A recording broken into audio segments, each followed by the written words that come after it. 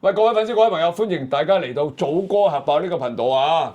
咁啊，身邊呢位靚女咧叫做 Renee。Hello，大家好，Renee。喂，今日有啲嘢爆喎，聽講。係啊。咩事？就係你講講。要所有單身女仔都留意啊！就喺交友 Apps 咧遇人不淑呢一個情況喎。哇！你快啲講。係啊，前排咧又睇到一個新聞啦，有一個單身嘅女士啦，咁啊交友 Apps 咧就識咗個男仔，咁初頭就梗係温柔體貼㗎啦，以為遇到個真命天子喎，咁啊好快咧就一齊咗，咁啊梗係發生埋呢個親密關係啦。點知咧之後咧個男仔咧就發現自己患咗性病，就將個責任咧推喺個女仔身上，就話佢一定係佢自己亂搞啊，係佢自己衰啊，唔關佢事啊，就提出分手。咁啊女士咧好傷心啦，跟住咧個男仔轉頭咧仲呃埋佢錢添喎，又介紹生意俾佢啦，又話可以賺錢啦，咁啊呃埋佢68000蚊，咁啊最尾梗係錢財兩失啦咁樣。咁啊祖哥，你覺得呢件事究竟邊個唔啱咧？其實啦，我講俾你聽，因為我喺另一個頻道裏邊咧都講過無數次嘅，即係我都好勞氣。點解咁講咧？其實歸根究底，就唔關個男人事嘅。係。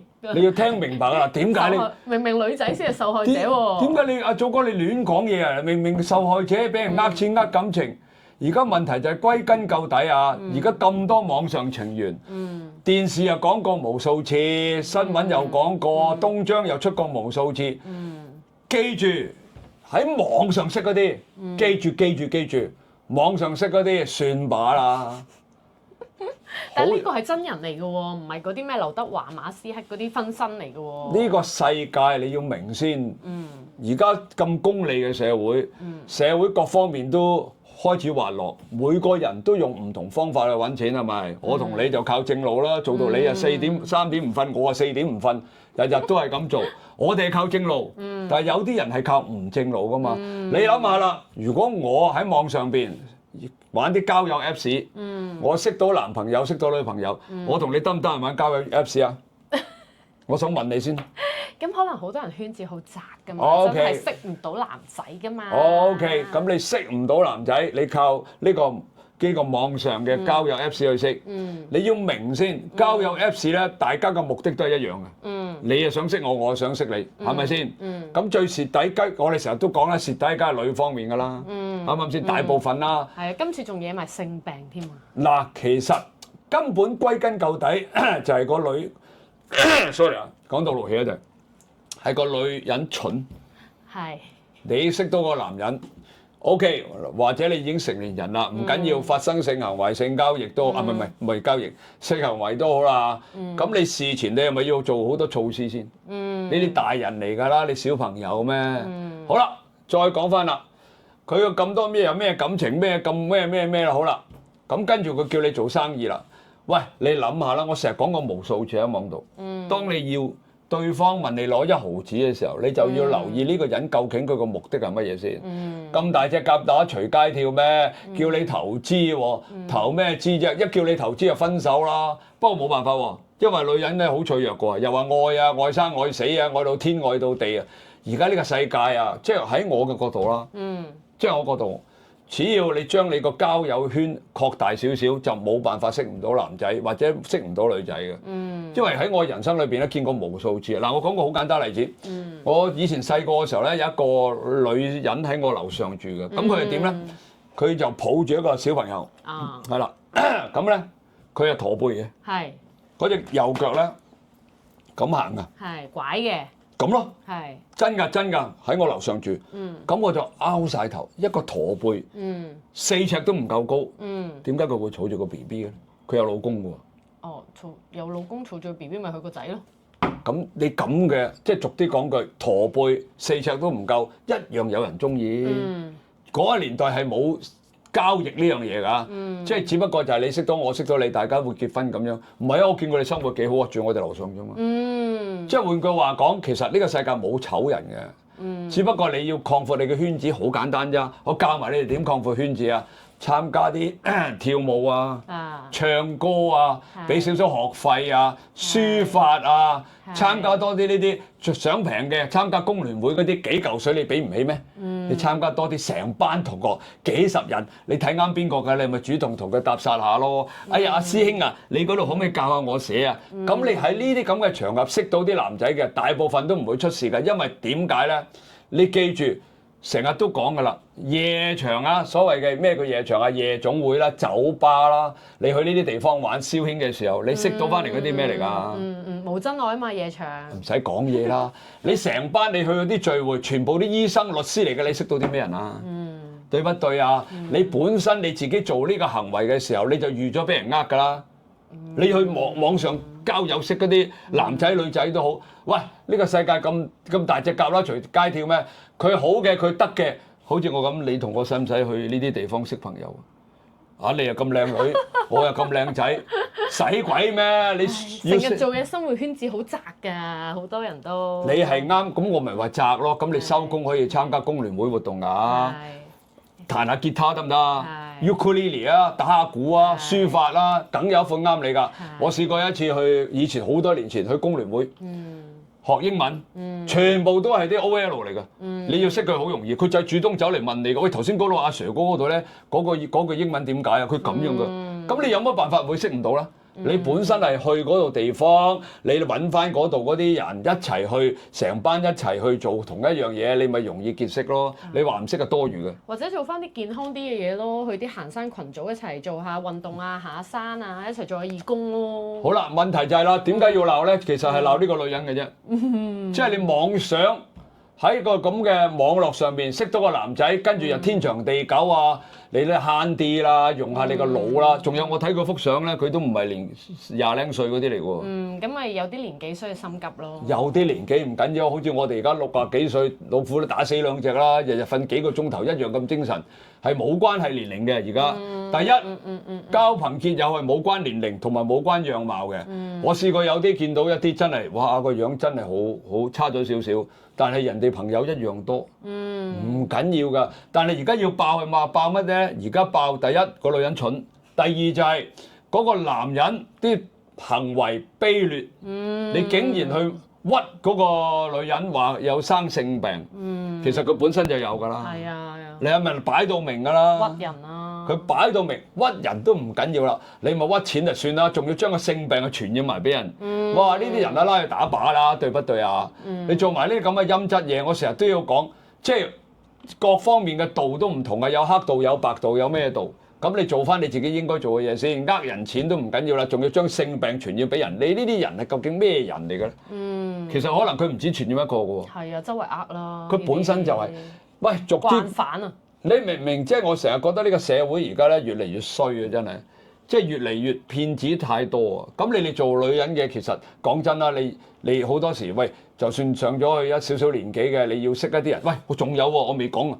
你可以去一啲嗰啲叫做咩啊？Speed dating 啊，俾啲錢啦，係嘛？因為佢篩選過噶嘛，你有幾多錢個月，你有咩正職咩正職，咁嗰啲公司篩選過先至去俾你 speed dating 噶嘛，唔通你失業嘅，咁又話俾你咩？仲有冇案底佢都要查噶嘛，係咪啊？咁你篩選過啦，要俾錢啊嘛嗰啲。唉，冇唔俾錢嘅有好嘢咩？有人同你講啊 Wendy 啊，我請你飲茶啦，你都要諗下啦，做咩請我飲茶無端端？免費係最貴嘅。呢個世界真係，我都唔明點解，所以就係有我哋呢個早歌核爆呢啲頻道幫手爆一爆咯。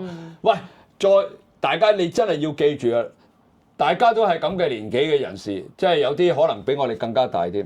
唔係啊，你唔知道有一啲年紀大嘅，佢哋有一班專係互相交流嘅群㗎，你唔知啊？係啊，咩80後啊，咩70後群組啊，係啊上網揾下都會有。係啦，但係可以出咗嚟做咗朋友先嘅。但係大家記住，因為而家呢個社會年代咧，可能你唔介意佢唔介意，好容易就發生咗呢個性關係。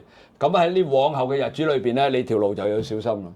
因為好多人咧就係因為透過呢一樣嘢而去跟住就係啲錢啦。喂，我而家嗱同你咁好啦，已經係叫做咩老婆老公啦，通常都咁噶啦，係嘛？跟住又話你唔係夠唔夠下老公啊？即係你明唔明嗰啲衰嘢咧，永遠都係㗎啦。以前姑爺仔年代，所以我哋知道歷史就知道而家。以前嘅姑爺仔年代，可能你都未出世。以前就係咁㗎啦，將啲女仔咧識咗先。食軟飯呢啲就係。以前最早期叫姑爺仔啊，我哋嗰個年代啊，啲後生嗰啲好大班嘅，唔好講邊個，咪好想聽喎。唔好講啊，就落咗先，即係咁佢都係做呢個職業嘅。以前就係靠一出去識啲女仔，識完之後啦，話女朋友各樣嘢，跟住就叫佢出嚟做一啲夜場啊，做嗰啲成，其實就冇分別㗎。而家就唔會叫你做呢啲㗎啦，直接叫你俾錢啦。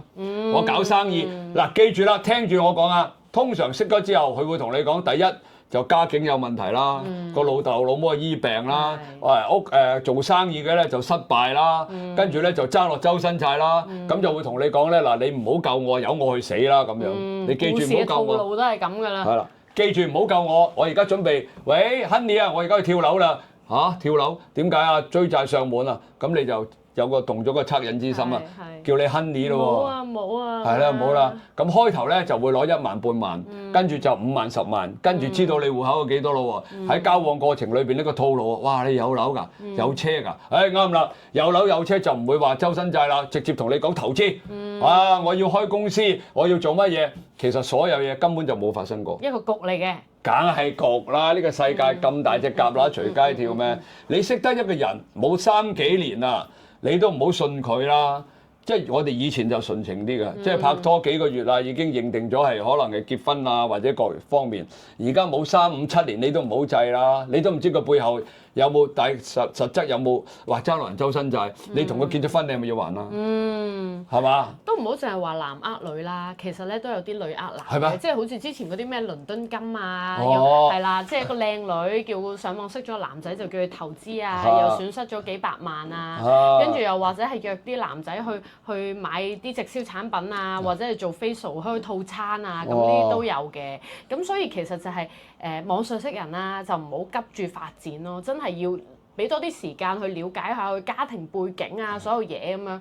同埋如果對方一提出去有一啲金錢需要嘅時候，咁啊一定要同屋企人商量下咯，揾多啲人一齊考慮咯，唔好衝動咯，係啊。即係我覺得咧，呢個世界永遠都係㗎啦，冇咁大隻蛤乸隨街跳嘅，一定係當你所有嘢都相輔相成。而家嘅騙案我講俾大家聽啊，聽住啦，每一日我手機裏邊都收到電話。